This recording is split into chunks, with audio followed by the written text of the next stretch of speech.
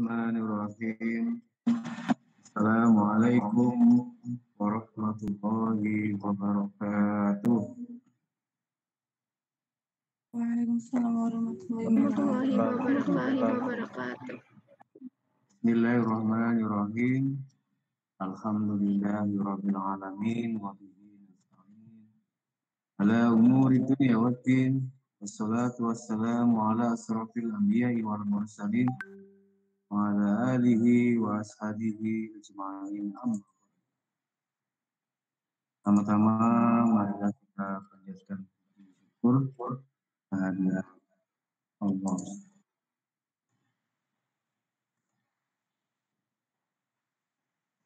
atas karunia nikmat yang telah Allah berikan kepada kita, sehingga pada kesempatan yang baik ini kita dapat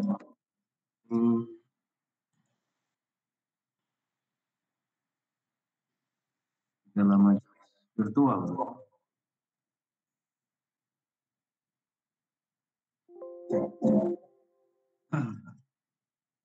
Ya, mudah-mudahan kegiatan kita, proses pembelajaran kita dapat berjalan dengan lancar dan pastinya dapat memberikan kemanfaatan dalam arti yang sebenar-benarnya, dan bukan sekedar kemanfaatan praktikal, ya, bukan sekedar kemanfaatan pragmatik yang terkandung makna bahwa manfaatan itu sekedar hanya untuk kepentingan dunia. Namun yang lebih tinggi, lebih jauh dari itu adalah kemanfaatan dunia dan juga akhirat. Itulah sesungguhnya ingin kita tuju dari proses pembelajaran kita, dan mudah-mudahan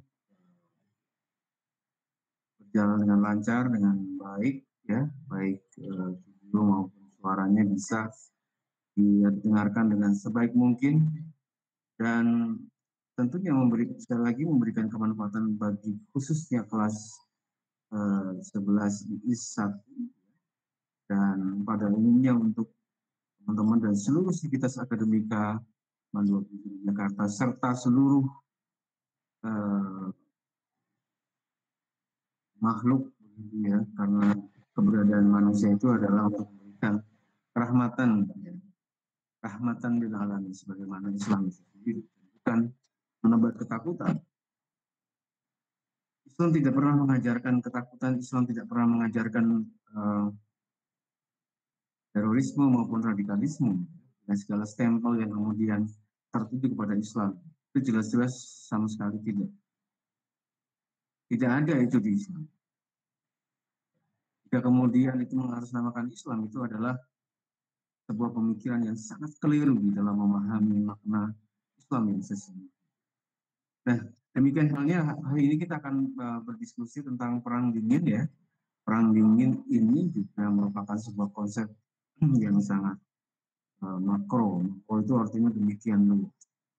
Hari ini mungkin perang yang kita temukan adalah di dunia ini sekarang sedang mengalami peperangan yang dinamakan dengan perang pemikiran. Jadi kalau di dalam bukunya Samuel, ya, Samuel Huntington, dia mengatakan ada gelombang, ada the third wave, ya. Gelombang ketiga itu mengatakan bahwa musuh Amerika berikutnya adalah Islam. Islam apa yang dimaksud? Kalau kemudian yang disebut adalah sebagai Islam sebagai satu rahmatan lil alamin, itu tidak ada yang kemudian ditakutkan dan menjadi satu bentuk permusuhan. Tapi kalau yang dimaksud itu adalah terorisme, radikalisme, jelas-jelas itu bukan Islam. Jadi saya kira ketika kita bicara tentang perang dingin yang akan dibahas sesaat lagi dan akan kita perdengarkan bersama, merupakan tema yang menyangkut hal yang sifatnya sangat luas, sangat makro. Kita berpikir tentang hal-hal yang makro, dan itu sudah harus Anda bekali dari sekarang. Anda harus sudah bisa Anda camkan baik-baik dalam pembelajaran kita. Tidak berpanjang kali, kita akan langsung saja mendengarkan presentasi dari kelompok Kelompok berapa? 5. Kelompok 5 ya, dengan Perang Dingin, Farabi dan waktu dan tempat dipersilahkan. Kamera nyalakan semua ya. Yang presentasi.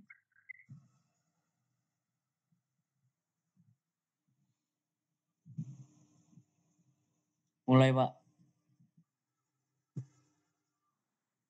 Assalamualaikum warahmatullahi wabarakatuh. Waalaikumsalam warahmatullahi wabarakatuh. Kami perwakilan dari kelompok 5 akan mempresentasikan materi pada hari ini yang berjudul Perang Dingin.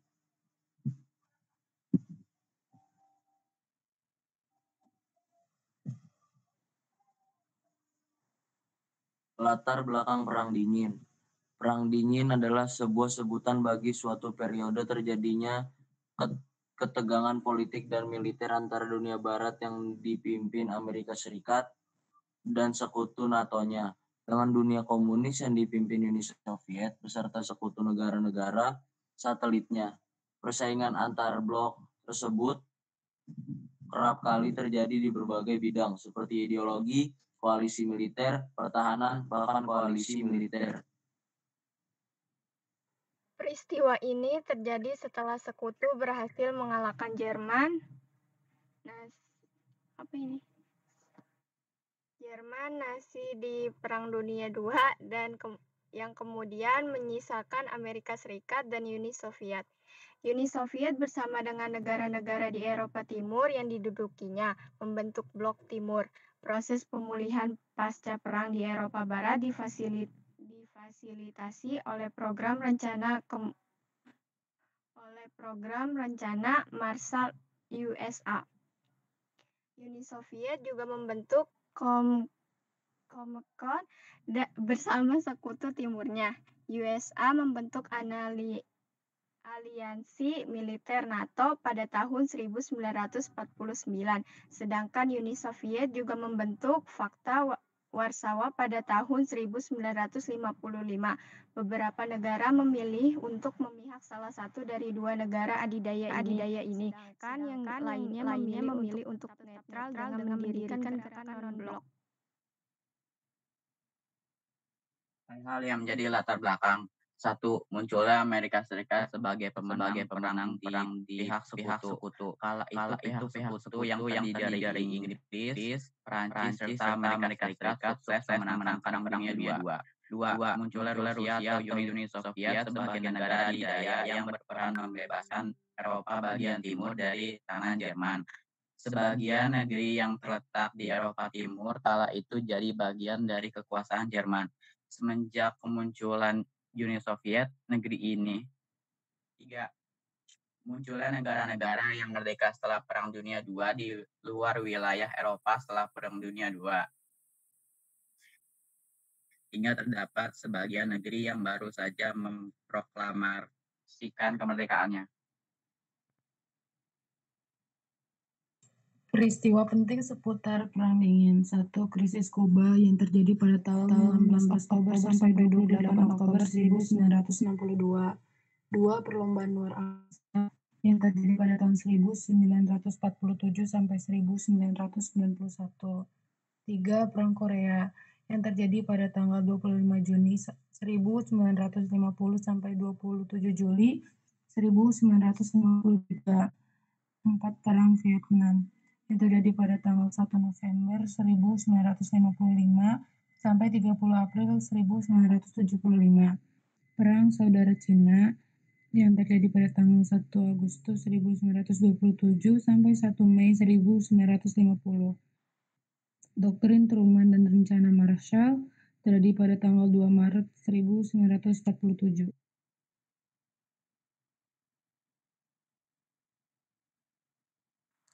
Dampak Perang Dingin. 1. Adanya kerusakan struktural maupun sosial membuat dunia terjebak dalam krisis. 2. Banyaknya kekacauan ekonomi seperti negara Vietnam, Korea, negara Afrika. 3. Beberapa negara kesulitan melakukan kontrol sehingga menjadi konflik baru. 4. Menciptakan pengangguran yang sangat tinggi dan berakhir pada lepasnya negara-negara fakta Warsawa. 5. Perang dingin memisahkan Jerman Barat dengan Jerman Timur. Hal-hal yang sama terjadi di Vietnam, yang terpisah antara Vietnam Utara dengan Vietnam Selatan. Begitu pula Korea yang hingga hari ini terbelah menjadi dua, Korea Utara dengan Korea Selatan. Amerika Serikat juga berusaha menggulingkan pemerintahan kiri seperti Guatemala, Kuba, Dominika, dan Grenada.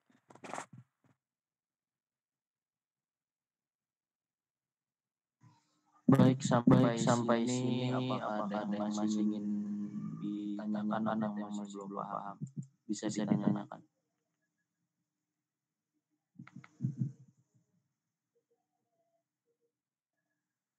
Iya, demikian tadi kita sudah sama-sama mendengarkan pemaparan dari kita terkait dengan tema perang dingin ya. Kita paparkan tentang latar belakang ya. Kemudian juga proses dari perang dingin itu seperti apa. Jadi, menurut Sivitas Akademika Man 21 Jakarta bisa mengajukan pertanyaan ya untuk kita bisa mengembangkan diskusi kita terkait dengan tema perang dingin. Dan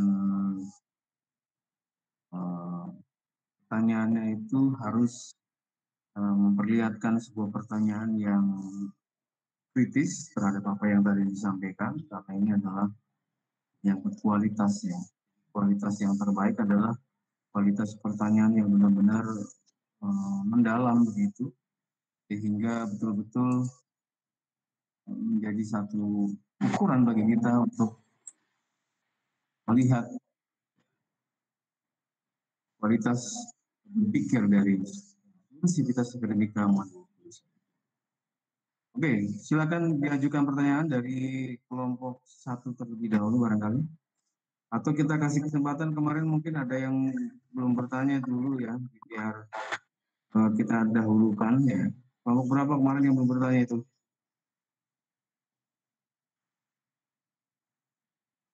Atau kita coba dari belakang dulu deh.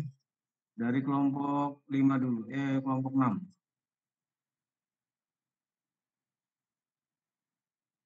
Silakan.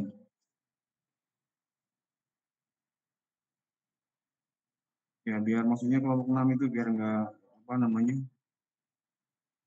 belakang terus gitu ya. Kita mulai dari belakang coba. Dari kelompok 6 untuk mempersiapkan pertanyaan berkaitan dengan perang dingin. Jadi secara garis besar bisa dilihat bahwa perang dingin ini adalah bukan perang es ya, bukan cuaca yang dingin, bukan, atau perang dalam cuaca yang dingin, tapi ini merupakan perang urat saraf. Perang urat saraf antara negara yang berideologi komunis dan negara yang berideologi kapitalis, liberalis. Jadi komunis sama liberal ini yang kemudian sedang bertarung di level pemikiran dan juga melebar atau terjadi juga pada wilayah-wilayah tentang kemiliteran ya, atau berkaitan dengan ekonomi, kebudayaan, termasuk juga teknologi. Karena pada prinsipnya yang utama dari perang dingin ini adalah ada perang teknologi. Apa itu perang teknologi? Perang teknologi itu artinya adalah perang perlombaan berupa perlombaan senjata. Baik Uni Soviet maupun Amerika itu berlomba-lomba untuk menciptakan satu teknologi yang tercanggih, yang terbaik, dan itu bisa menunjukkan kepada kelas masing-masing mereka bahwa ini gue punya senjata, lo mesti takluk. Kan fenomena semacam ini masih terjadi misalnya seperti Korea Utara misalnya, dia mengembangkan satu nuklir. Iran juga sama. Nah ini adalah satu fakta bahwa kekuatan sebuah negara itu sangat tergantung atau kadang-kadang ditentukan oleh dia punya apa sih. Indonesia nggak punya apa-apa, nggak perlu takut sama Indonesia. Iran perlu ditakutin karena kalau misalnya nuklirnya keluar bisa bahaya, kan nggak tahu secanggih apa. Jadi perang dingin itu berkaitan dengan itu teman-teman, dan juga sipil satelit Laman 21 Jakarta. Yang mau bertanya dari kelompok 6 dulu, silakan. Oke. Mau nanya nih, Kak.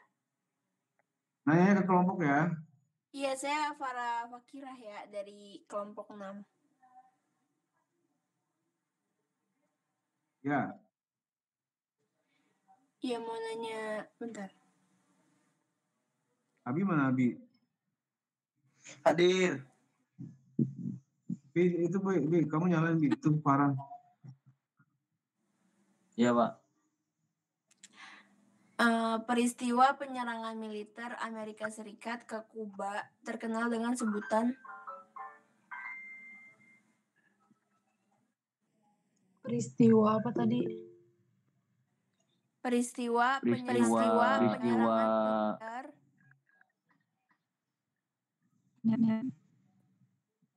Amerika Serikat ke Kuba terkenal dengan sebutan Oke. ya. Makasih. Ya, sekali lagi Pak Ari berharap pertanyaannya itu bukan sekedar menggunakan kata apa. Saya nggak pakai apa Pak, saya nggak pakai apa. Tapi ujung-ujungnya apa gitu kan. Sehingga nyari di YouTube itu pun menjadi gampang. Maksud saya adalah harus dikembangkan pada pertanyaan-pertanyaan yang sifatnya analitik. Bagaimana, seperti apa, mengapa, Pak Arif boleh ulang nggak sih pertanyaannya? Iya boleh. Kenapa kamu diulang? Nggak apa-apa, mau ganti aja. Dong. Sebutkan faktor-faktor penyebab terjadinya perang dingin. Yang pertanyaan satu dipakai nggak? Yang tadi nggak usah, yang sekarang aja. Oh ganti B katanya B. Faktor. Iya, Pak. Sebutkan faktor-faktor perang dingin. Apa aku ketik aja ya? Enggak usah, udah. Udah? Ya udah. Oke. Udah Farah? Iya, udah. Oke. Berikutnya kelompok 4. Waktunya panjang ini. Kelompok 4 siapa? Saya aja deh, Pak. Ya, silakan. B itu B. Kameranya nyalakan ya, kameranya.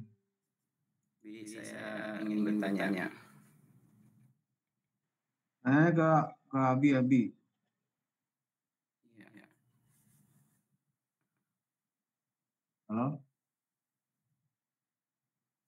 Benar, Pak. Saya mau nanya, jadi tadi kan udah disebutin tuh dampak dari perang dingin bagi negeri lain ya. Cuman yang saya ingin tanyakan itu, ada nggak sih dampak perang dingin bagi negeri kita ini dalam suatu bidang itu? Terima kasih. Sama-sama, Pak Dil. Bagi Indonesia di berbagai bidang gitu ya. Iya. Deal. Yes. Coba perlihatkan wajahmu, Dis.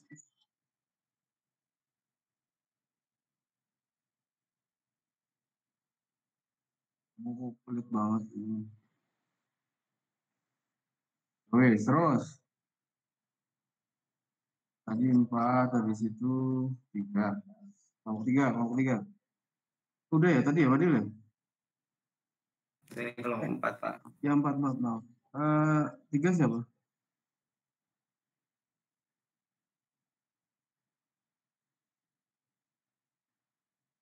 Sekarang kelompok 3.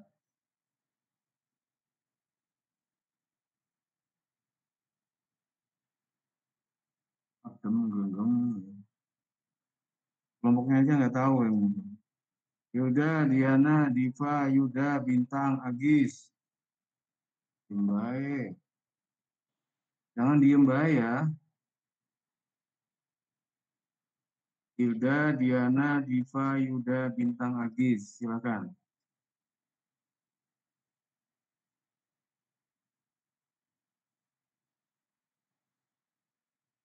Yang kelompok nyalakan semua kameranya. Yang bertanya nyalakan. Hilda, Diana, Diva, Yuda, Bintang, Agis.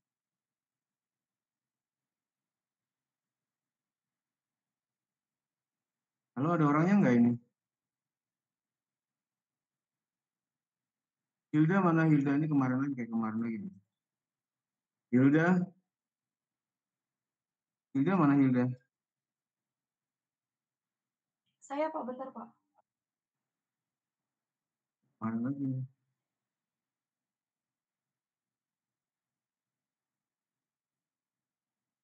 Dion mana Dion?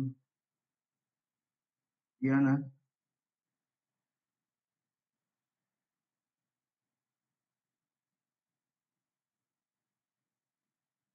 Diana mana Diana? Diana nggak ada ya di situ, Bi?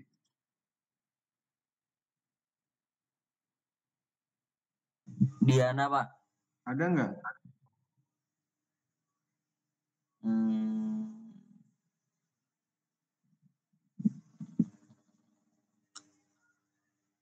Ada, Pak. Orangnya nggak jawab, mana dia orang?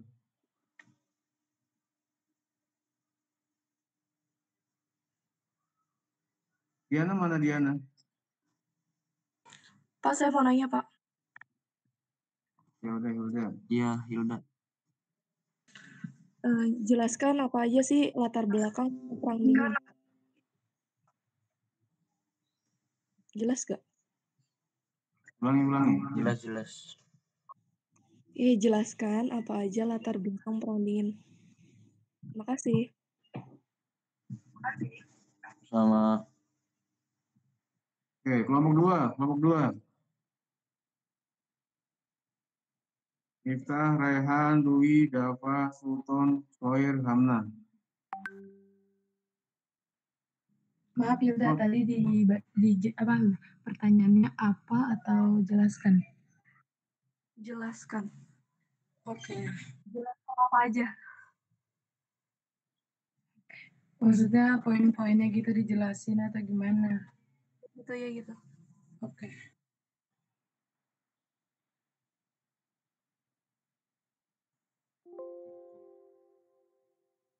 Kelompok dua, silakan.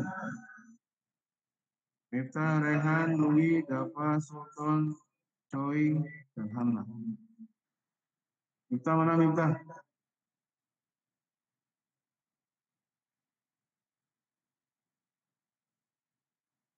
Boleh nyalain kamera, boleh.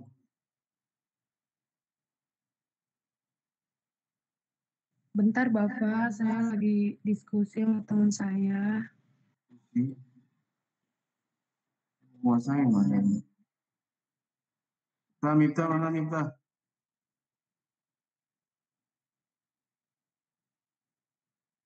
Miftah, where are you?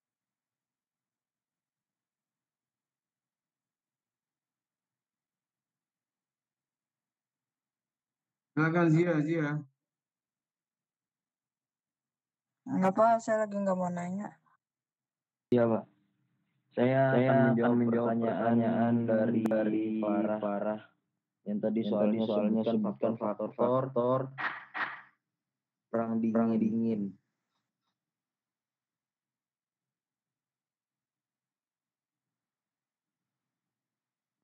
Yang pertama munculnya Amerika Serikat sebagai negara adidaya karena memenangkan Perang Dunia Kedua. Yang kedua munculnya Uni Soviet sebagai negara adidaya karena membebaskan Eropa dari Nazi Jerman. Yang ketiga perbedaan ideologi Amerika Serikat dan Uni Soviet, yaitu Amerika Serikat dengan ideologi demokrasi, dan Uni Soviet dengan ideologi komunisme, dan Uni Soviet dengan ideologi komunisme. Munculnya negara-negara baru yang merdeka. Cukup Farah. Cukup Abi, makasih ya. Sama. Saya akan menjawab pertanyaan dari Fadil yang soalnya kurang lebih dari perang dingin terhadap Indonesia. Satu, adanya perbedaan sistem politik ekonomi pada masa lama dan Orde Baru. Dari sistem komunisme, sosialis diubah menjadi sistem liberalisme sampai kapitalis. Indonesia mengalami keterpurukan ekonomi pada masa akhir kepemimpinan Orde Lama dan Orde Baru. Dalam hal ini, pemerintah melakukan beberapa cara seperti melakukan pertemuan di Tokyo, perundingan Indonesia dengan Paris Club, Indonesia bekerja sama dengan CGI, Indonesia bergabung dengan World Bank, Indonesia keluar dari IMF. Ketiga, rakyat Indonesia mengalami krisis ekonomi karena perang dingin. Keempat, banyak rakyat yang sengsara dan hidupnya tidak sejahtera. Kelima, berkembangnya paham-paham baru di Indonesia seperti komunisme, liberalisme, dan sosialisme. Paham nggak? Ya, cukup, Non. Iya, sama-sama.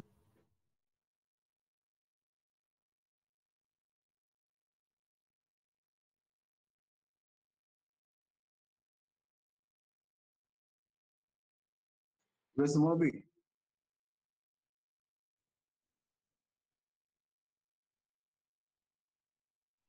Satu lagi dari pertanyaannya Hilda yang soalnya jelaskan latar belakang, bukan.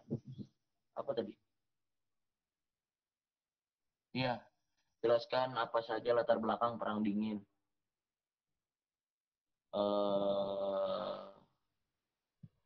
Yang pertama, munculnya Amerika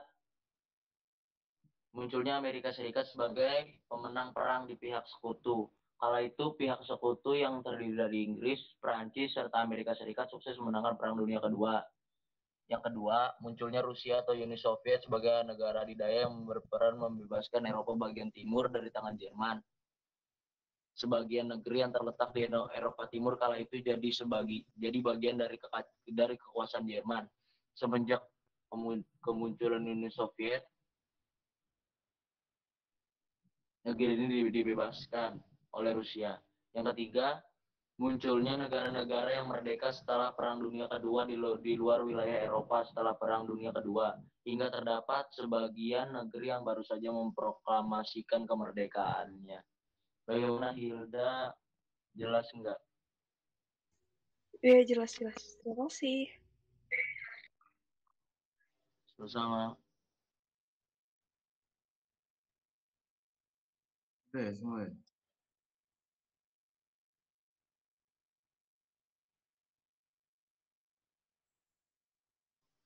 Udah semua, Pak.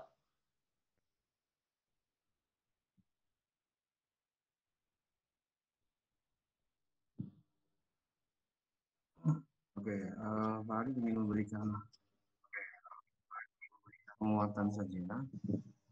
Jadi Perang Dingin itu adalah perang yang terjadi pasca tahun 1945. Jadi bilang tahun 1945 sampai dengan tahun 1989. Itu adalah rentang perang dingin ya, cukup lama. Perang ini terjadi di antara rivalitas Uni Soviet dan Amerika Serikat. Ya. Kita memahami dan kita mengerti bahwa Uni Soviet memiliki ideologi atau cara berpikir yang kita sebut sebagai komunisme atau sosialisme. Meskipun sebenarnya istilah sosialisme dan komunisme itu berbeda. Jadi secara umum mungkin kita bisa memandangnya sebagai negara sosialis. Tapi di dalam beberapa bentuk dan tampilan kita bisa menyebutnya sebagai komunisme. Komunisme itu lebih ke gerakan politik, lebih kepada gerakan politik. Sosialisme lebih umum, dan ketika sudah masuk ke wilayah politik dan kemudian cenderung menghalalkan segala cara dalam beberapa hal ya, kasus yang saya maksud adalah melegalkan tindakan-tindakan kekerasan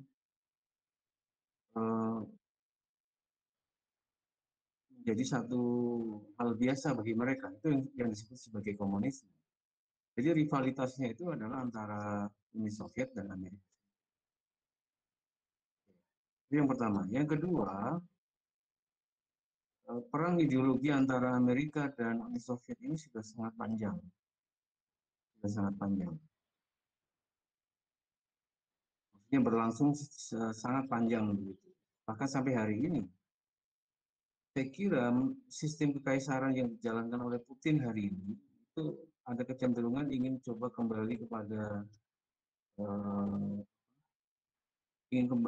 kepada kejayaan yang mereka pernah alami, yang mereka pernah rasakan pada tahun 45 dengan berbagai macam peluang-peluang maupun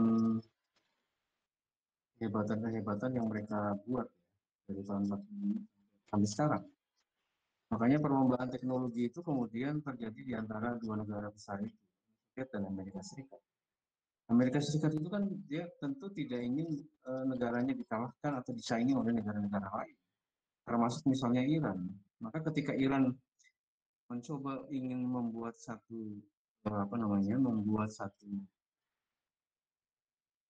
teknologi nuklir, maka itu akan mendapatkan perhatian sorotan dari negara adidaya Amerika Serikat.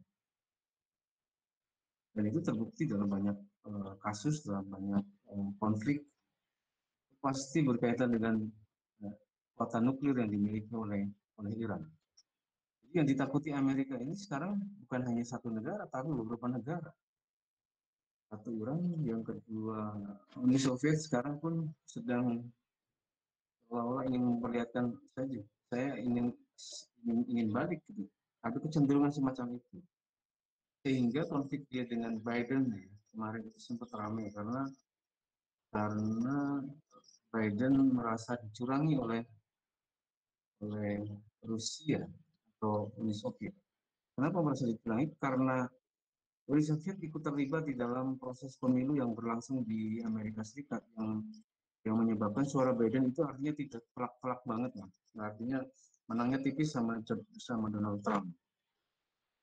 Itu menurut peneliti intelijen dari Amerika Serikat ada keterlibatan Uni Soviet dalam pemilu. Terus sebetulnya sekarang hubungan antara Amerika Serikat dengan Uni Soviet itu agak renggang, bahkan diplomatnya dipulangkan. Itu yang kemudian terjadi hari ini atau belakangan ini yang itu menunjukkan bahwa Amerika Serikat memang dalam posisi ingin selalu berada pada kekuatan tertinggi politik internasional, kan selalu begitu. Kemudian negara berikutnya misalnya yang kemudian bermasalah dengan Amerika Serikat atau saingan Amerika Serikat itu adalah Korea Utara dan tetangga dekatnya Cina. Cina jelas ya, Cina sangat jelas. Jadi sekarang kalau misalnya bicara tentang negara-negara dikuasa itu sangat banyak ya, tidak cuma satu dua, tapi dari Iran, kemudian dari Uni Soviet, kemudian Korea, kemudian Cina, dan saya kira beberapa negara sekarang misalnya Uni Eropa pun juga merupakan salah satu kekuatan yang harus diperhitungkan oleh Amerika Serikat. Karena posisi Amerika nggak sentral banget. Ini yang kemudian menjadi salah satu perhatian dari Amerika Serikat. Jadi saya kira ketika misalnya kita bicara tentang perang dingin, tema kita adalah perang dingin. Kalau ada yang langsung bertanya, boleh bertanya ya. Itu adalah satu ajang yang pembuktian global. Menurut saya seperti ajang pembuktian global. Di level global itu siapa yang paling kuat. Ya. Terus berbagai macam cara dengan berbagai macam strategi. Katakanlah misalnya dengan tema demokrasi, kemudian Amerika bisa masuk ke Iran, Irak, Indonesia dan seluruh dunia, bahkan kemudian bersepakat dengan hal itu. Karena memang dalam kenyataannya, ketika kita berbicara demokrasi, itulah yang kemudian dianggap sebagai sistem yang paling baik. Pun dalam beberapa hal itu juga koreksi. Saya ingin mengatakan misalnya ketika bicara Indonesia, demokrasi kita mengalami penurunan yang sangat drastis kualitas demokrasi itu pun drastis. Nah, dan itu kemudian diperlihatkan dengan beberapa indikator, semisal carut-marutnya konflik Partai Demokrat yang hari ini sudah selesai, alhamdulillah. Nah, itu juga menjadi salah satu indikator bahwa demokrasi kita itu mengalami penurunan. Bahwa kemudian banyak aktivis yang ditangkap itu juga menjadi salah satu indikator bahwa demokrasi kita itu mengalami penurunan. Itu salah satu tema yang kemudian diusung oleh Amerika Serikat. Jadi anak-anakku sekalian, secara garis besar, yang dinamakan dengan perang dingin ini adalah perang global. Semuanya besar. Perang dunia satu, perang dunia ketiga, perang dingin, perang dunia ketiga, yang itu kemudian oleh Samuel Huntington itu disebut sebagai Islam dari perang dunia yang ketiga itu. Jadi tidak pernah berakhir dalam rangka untuk kemudian memiliki kekuatan global, kekuatan yang mendominasi, itulah yang menjadi tujuan dari Amerika Serikat dan negara-negara yang katakanlah bisa kita sebut sebagai negara adik kuasa. Ya. Oke, jadi perang dingin itu adalah antara Amerika Serikat sama Uni Soviet. Amerika itu liberal, Uni Soviet itu sosialis. Sosialisnya adalah komunis. Sampai kemudian Jerman itu terbelah menjadi dua. Betul? Oh, betul. Jerman itu terbagi menjadi dua.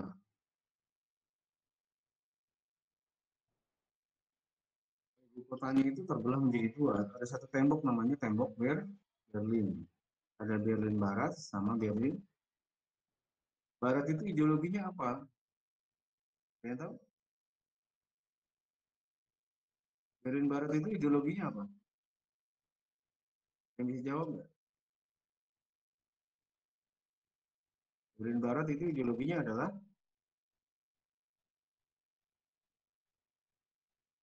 jadi kalau misalnya kita bicara tentang ideologi yang dimaksud adalah ada liberalisme, ada komunisme. Kalau Barat itu ada liberal.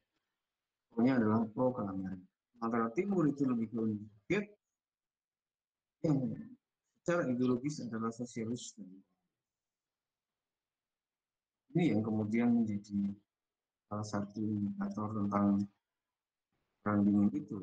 Perang dingin itu adalah perang senjata, berlomba-lomba senjata, tapi bukan secara frontal dalam satu medan tertentu kemudian saling beradu kekuatan, tapi sama-sama menciptakan satu teknologi baru, menciptakan satu persenjataan baru yang kemudian itu diperlihatkan, itu.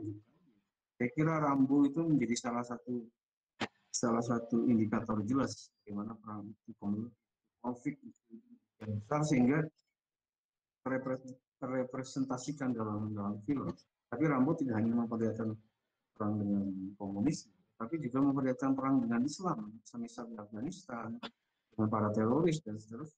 Yang kemudian kampanye film yang bisa kita lihat di dalam beberapa tampilan di film Rambo itu menjadi salah satu contoh untuk kita bisa lihat perang secara keseluruhan.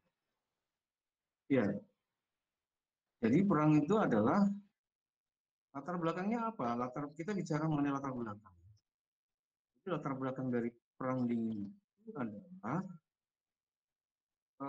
saya kira kekuatan ideologi yang kemudian makin menguat. Kekuatan ideologi yang makin menguat dan ada kecenderungan. Nah, kenapa kemudian ideologi itu muncul? Saya kira ketika bicara tentang ideologi itu muncul dikarenakan perkembangan ilmu dan teknologi. Saya kira seiring dengan misalnya terjadi perang dunia satu, perang dunia kedua, itu ada kecenderungan dari negara-negara Eropa untuk kemudian tidak percaya dengan itu. Itu yang dimaksud adalah percaya dengan satu pemikiran tertentu berkaitan dengan agama begitu. Hanya di Eropa, kalau hari ini misalnya di Eropa itu terjadi agnosisme itu artinya masa bodoh dengan agama, itu Eropa itu benar-benar terjadi. Mereka agnosis. Jerman apalagi? Jerman itu adalah gudangnya pemikiran, gudangnya ideologi itu Jerman. Pemikiran-pemikiran besar itu berasal dari Jerman, termasuk Dan utama adalah sosialisme, sosialisme dan komunisme ya. Hanya Nazi juga kemudian membangun, saya kira bisa kita sebut sebagai partai komunis dalam pengertian yang umum. Nazi itu kepanjangan dari apa? Ada yang tahu? Nazi. Ada yang tahu kepanjangan Nazi? Tulisannya gimana itu, Pak? Nazi yang gambarnya kayak lihat. Siapa yang bisa menyebutkan, bisa menuliskan, chat boleh. Apa itu kepanjangan dari Nazi? Nazi, partai Nazinya Adolf Hitler, ada yang bisa?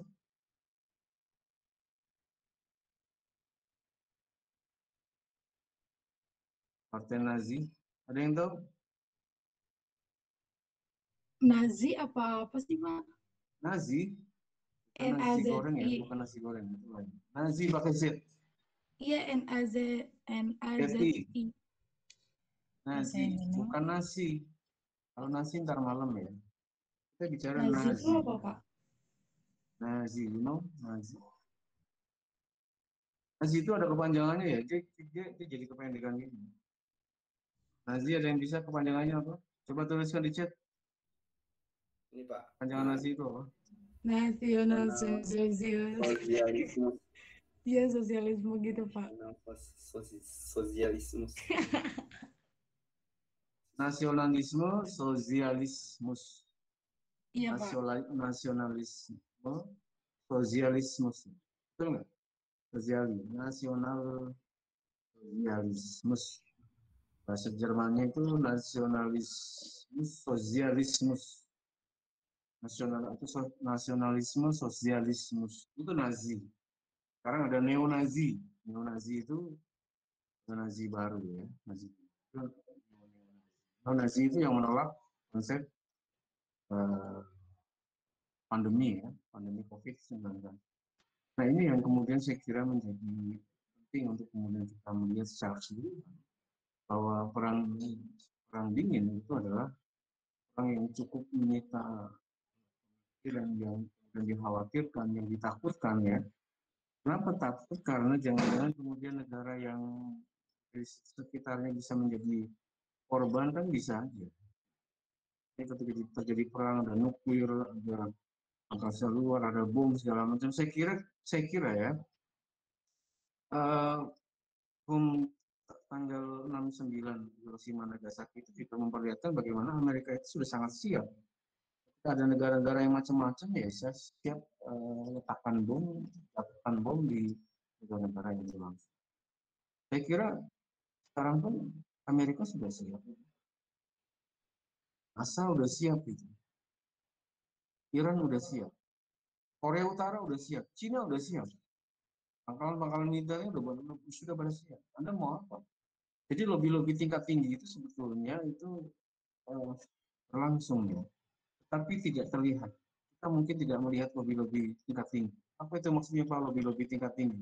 Lobby-lobby tingkat tinggi itu artinya ketika kita berdiplomasi secara katakanlah face to face tidak berhasil, tinggal telepon aja. Gue punya nuklir nih, siap meledak, siap meluncur, gue mau apa? Itu artinya lobby-lobby tingkat tinggi berdasarkan kekuatan. Kemudian kita punya kekuatan apa? Kita hanya baru bisa mengimpor. Kemarin kita ada berapa? 200 pesawat mungkin ya oleh Prabowo. Tapi itu juga dicibir oleh beberapa orang yang dinilai sebagai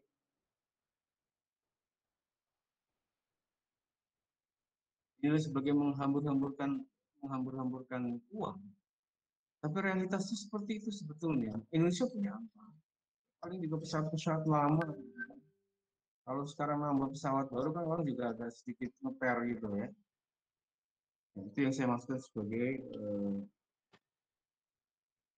diplomasi tingkat tinggi. Itu ya anak-anak sekalian. Jadi sekali lagi saya sampaikan bahwa di dalam perang dingin itu mereka membuat apa yang disebut sebagai fakta militer. Fakta militer yang dimiliki oleh Amerika itu dinamakan dengan fakta NATO. Sebenarnya bukan fakta. Kalau fakta itu fakta Warsawa. Kalau Amerika itu punya yang namanya NATO, No Action Talk Only, kan itu ya. Siapa yang bisa menuliskan coba tadi Maulia Nur Afifah nasionalis sosialisme. Siapa yang bisa menuliskan apa itu kepanjangan dari NATO? Cepat, siapa yang bisa? Siapa yang duluan coba tuliskan? NATO itu kepanjangan dari? Depannya nasional juga ya, Pak ya? Bukan. Siapa yang bisa menuliskan kepanjangan dari NATO? Tuliskan di chat. North Atlantic Treaty Organization, Pak. Nah, Ya, telat. ucapkan boleh. Ada yang nulis, ada yang diucapkan. Jadi dia North Atlantic sama Nadia. North Atlantic Treaty Organization. Artinya adalah organisasi pertahanan Atlantik Utara. Jadi merupakan kumpulan-kumpulan dari negara-negara sekutu untuk kemudian membatasi gerakan sosialisme dan komunisme seluruh dunia, termasuk misalnya di wilayah Pasifik, begitu di Australia itu juga ada, di negara-negara Asia Barat Daya itu juga ada. Jadi dalam rangka untuk membatasi, bahkan dia rela menggelontorkan dana sebesar-besarnya untuk kemudian untuk tidak berkembangnya ideologi komunis. Itu yang dimaksud dengan North Atlantic Treaty Organization. Jadi organisasi fakta pertahanan lebih ke militer sebetulnya.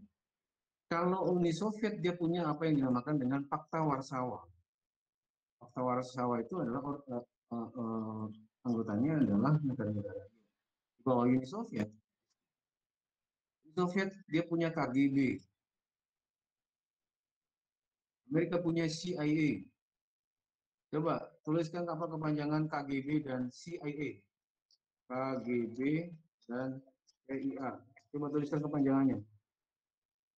Lihat. Tapi itu KGB dan CIA. KGB adalah, CIA adalah badan intelijen ya. Lalu coba minta kamu tuliskan kepanjangannya. Coba. Siapa yang bisa menuliskan lebih cepat? Itu KGB, apa itu CIA?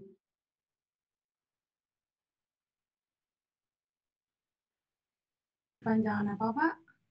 KGB. Itu dia di chat KGB sama CIA. CIA sering nonton di TV ya, di film-film itu CIA biasanya. KGB itu kepanjangan apa? Ada yang bisa? Committed, nah Nadia makasih. Committed Gasudar Stephen Noy. Pasnotis. Pasnosti. Bahasa Rusia. Committed Gasudar Stephen Noy. Pasnosti. Intinya badan intelijen punya Uni Soviet. Kalau Amerika CIA,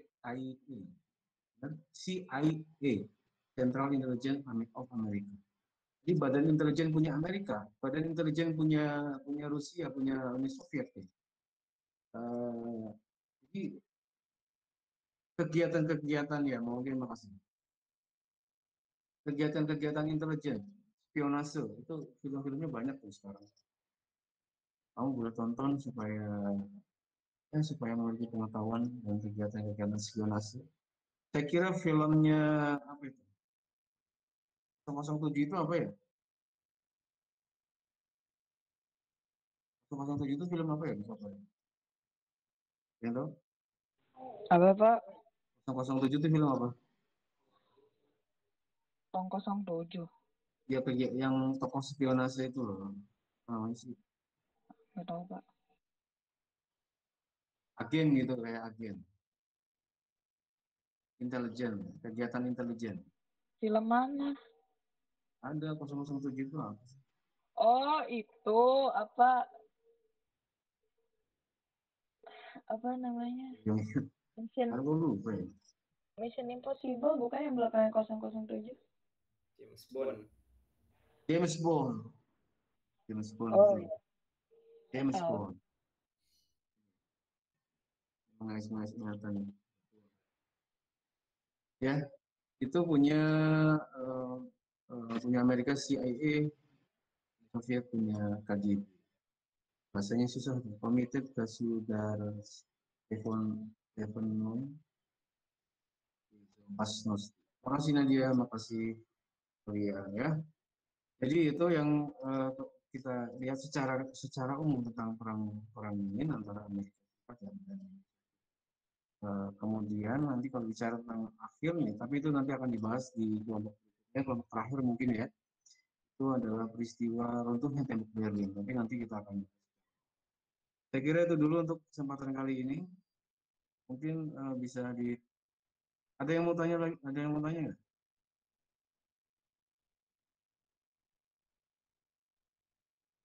Dia katanya mau nanya, tapi kemarin ya lupa waktunya juga habis. Ada yang mau tanya lagi? Nggak usah Pak, kapan-kapan aja. Cukup ya. Oke, saya kira cukup. Tapi bisa di closing statement dulu, silakan di.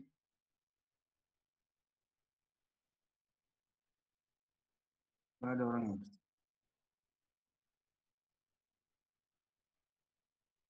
Ada Abi nggak? Bi? Apa Pak? Mana orangnya? Parabi? Ya udah, Pak, tutup aja ya.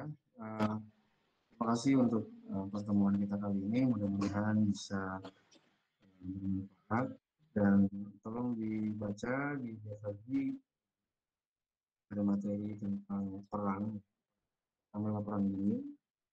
Rentangnya demikian panjang sehingga konflik komunis sama liberalisme itu luar biasa dan kemudian berlanjut dengan konflik antara Islam dengan katakanlah Amerika karena tidak dikhususkan dalam pertentangan Islam dan liberal, tapi Amerika dan Islam. Itu saya kira bisa menambah pemahaman dan wawasan kita tentang konflik ideologi ini ya, terutama dengan negara-negara besar penghasil ideologi kan bisa disebut sebagai Jerman, Amerika, dan beberapa negara lain sebagai negara penghasil ideologi. Dan itu kemudian memberikan dampak ya. Seperti tadi mungkin ada yang ditanyakan berkaitan bagaimana dampaknya terhadap Indonesia. Dampaknya yaitu Jepang itu sendiri. Kedatangan Jepang ke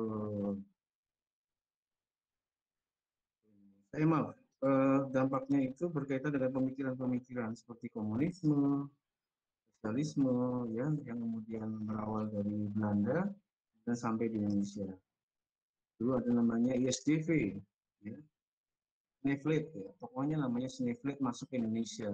Berkembang ideologi komunis, dan lahir DNID dan beberapa tokoh komunis. Saya kira itu, terima kasih atas perhatiannya. Dan Hadi tetap nanti tolong dikirimkan yang tidak hadir. Kemudian pertanyaan di kelompok silakan di Maulia ya, tolong sama Farabi untuk ditaruh di WA grup. Ya Maulia ya. Iya Pak. Ya sama absennya Hadi tolong di. Iya Pak. Terima kasih dia sudah bantu Pak Arif.